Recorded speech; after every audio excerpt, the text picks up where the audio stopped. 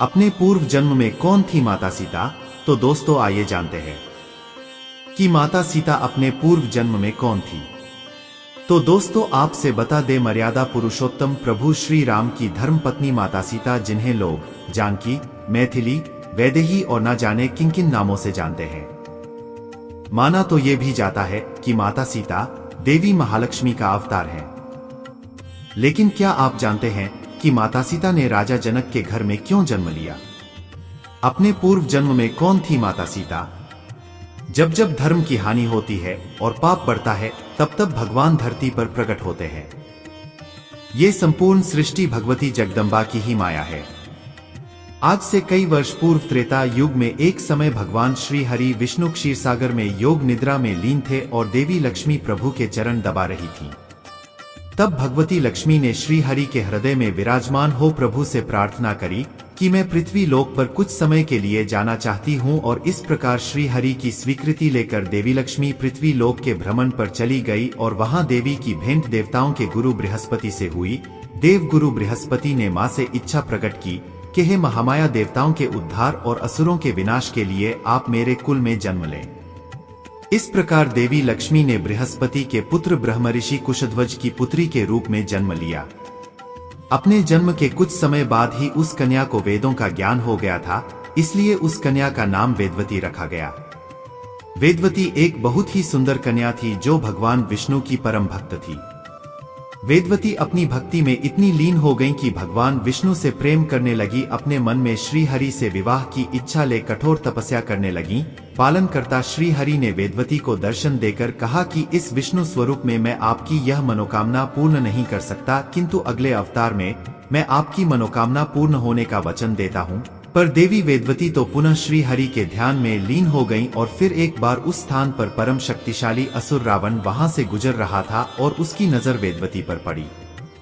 रावण ने वेदवती से विवाह का प्रस्ताव रखा और वेदवती के अस्वीकार करने पर उसने वेदवती के केश पकड़कर अपमान करना चाहा, किंतु परपुरुष का स्पर्श पाते ही वेदवती ने तत्काल अपनी देह को भस्म कर रावण को श्राप दिया कि मेरे ही कारण तेरी मृत्यु होगी, मैं ही तेरे अहंकार और संपूर्ण कुल का सर्वनाश करूंगी।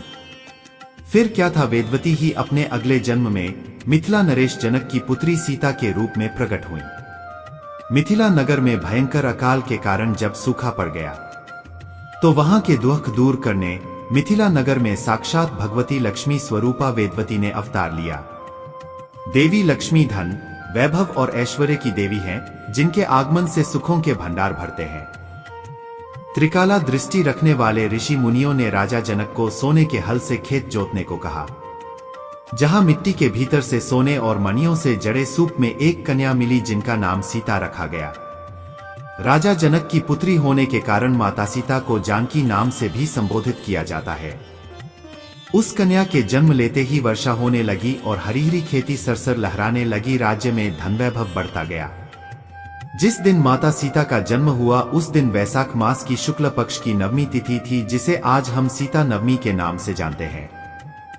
माता सीता के जन्म के कुछ समय बाद राजा जनक और रानी सुनैना के गर्भ से 3 कन्याओं ने जन्म लिया, जिनका नाम मांडवी, उर्मिला और श्रुतकीर्ति रखा गया। ये तीनों माता सीता की बहन थीं। आगे चलकर भगवान श्री हरि विष्णु ने अपने वचन अनुसार श्री राम के अवतार में सीता स्वयंवर में धनुष भंग कर माता सीता को अपनी पत्नी रूप में वरण किया। तो वहीं माता सीता की बहन मांडवी का विवाह श्री राम के भाई भरत, उर्मिला का लक्ष्मण और शत्रुघ्न का श्रुतकीर्ति से संपन्न हुआ। दोस्तों आपसे बता दूं कि भगवान श्री राम के साथ भी चलते थे बदल। वनवास के दौरान श्री राम माता सीता और लक्ष्मण जी के साथ अत्रि मुनि के आश्रम में पहुंचे थे। प्रणाम कर आशीर्वाद ग्रहण किया। सीता जी उनकी पत्नी अनसुया से मिली। उन्होंने सीता को स्त्री और पतिव्रत धर्म के बारे में बताया। कहा, देवी आप आदर्श हैं और जानती हैं कि एक महिला को किस तरह आचरण करना चाहिए। माता सीता के अनसुया से स्त्री धर्म का उपदेश सुनने के बाद श्री राम ने अत्रि मुनि से आगे चलने के लिए आज्ञा मांगी। कहा कि मुझ पर आप कृपा बनाए रखें और अपना सेवक जानकर सभी स्नेह न छोड़िएगा। ज्ञानी मुनि ने उनके वचन सुनने के बाद कहा, ब्रह्मा, शिव और विष्णु सभी तत्ववेत्ता जिनकी कृपा चाहते हैं। हे राम, आप वही निष्काम पुरुषों के प्रिय और दीनों के बंधु भगवान है। तुलसीदास जी मानस में लिखते हैं, जिस तरह ब्रह्मा और जीव के बीच माया होती है, ठीक उसी तरह राम और लक्ष्मण के बीच में सीता चल रही है। नदी, वन, पर्वत और घाटियां सभी अपने स्वामी को पहचान कर रास्ता देते हैं। जहां रघुनाथ जी जाते हैं, आसमान में बादल चलते हुए छाया करते हुए चलते हैं, ताकि प्रभु, उनकी पत्नी और भाई को ताप न लगे। राक्षस ने रोका रास्ता। रास्ते में विराट नाम का राक्षस मिला। वह श्रीराम का रास्ता रोककर खड़ा हो गया। सामने से नहीं हटने पर प्रभु ने उसका वध कर दिया। श्रीराम के हाथों मरते ही उसने सुंदर दिव्य रूप प्राप्त किया। फिर भी वह दुखी था। उसने कहा कि आपके हाथों मरने के बाद कौन जीता चाहेगा। उसका दुख देखकर रघुनाथ ने उसे परमधाम भेज दिया। एक समय माता सीता ने उनके देवर लक्ष्मण को निकल लिया था और उस वक्त हनुमान जी दूर से ही देखते रहे थे। आओ जानते हैं कि ऐसा क्यों हुआ था। रावण का वध करने के बाद भगवान राम लंका से माता सीता के साथ अयोध्या लौट रहे थे। उस दौरान अयोध्या को दीपकों से सजाया जा रहा था। दीपावली का दिन था। उत्सव मनाया जा रहा था। उसी वक्त सीता माता को यह याद आया कि वनवास जाने से पूर्व मां सरयू से वादा किया था कि अगर पुनः अपने पति और देवर के साथ सकुशल अयोध्या वापस आऊंगी तो आपकी विधिवत रूप से पूजा अर्चना करूंगी। यह सोचकर सीता माता लक्ष्मण को साथ लेकर रात्रि में सरयू नदी के तट पर पहुंच गई। उन्होंने सरयू की पूजा करने के लिए अपने देवर लक्ष्मण से जल लाने के लिए कहा। लक्ष्मण जी जल लाने के लिए घड़ा लेकर सरयू नदी में उतर गए। वे जल भर ही रहे थे कि तभी अचानक सरयू नदी के भीतर से अघासुर नाम का एक राक्षस निकला, जो लक्ष्मण जी को निगलने के लिए आगे बढ़ा। लेकिन तभी भगवती सीता ने यह दृश्य देखा और उन्होंने लक्ष्मण को बचाने के लिए अघासुर के निगलने से पहले स्वयं लक्ष्मण को निगल गई। लक्ष्मण को निगलते ही सीता और लक्ष्मण का शरीर जल के समान एक तत्व में बदल गया। यह अद्भुत दृश्य हनुमान जी देख रहे थे, जो एक पेड़ के पीछे छिपे हुए थे।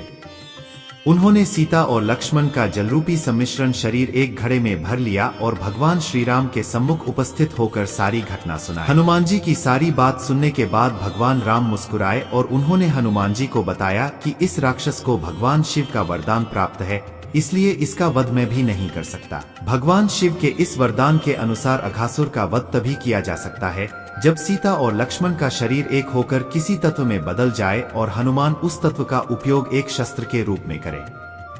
प्रभु श्री राम की यह बातें सुनकर हनुमान ने उस घड़े के जल को गायत्री मंत्र से अभिमंत्रित करके सरयू नदी में बहा दिया। सरयू नदी में उस जल के मिलते ही नदी में आग की लपटें उठने लगीं, जिसमें जलकर अघासुर राक्षस भस्म हो गया।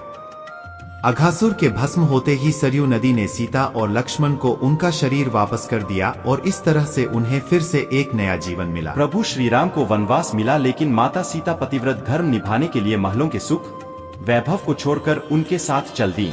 14 वर्ष के वनवास के दौरान माता सीता प्रभु श्री राम के पीछे पीछे चलती थीं। वह इस बात का विशेष ध्यान रखती थीं कि भूल से उनका पैर श्री राम के चरण चिन्हों पर न पड़ जाए।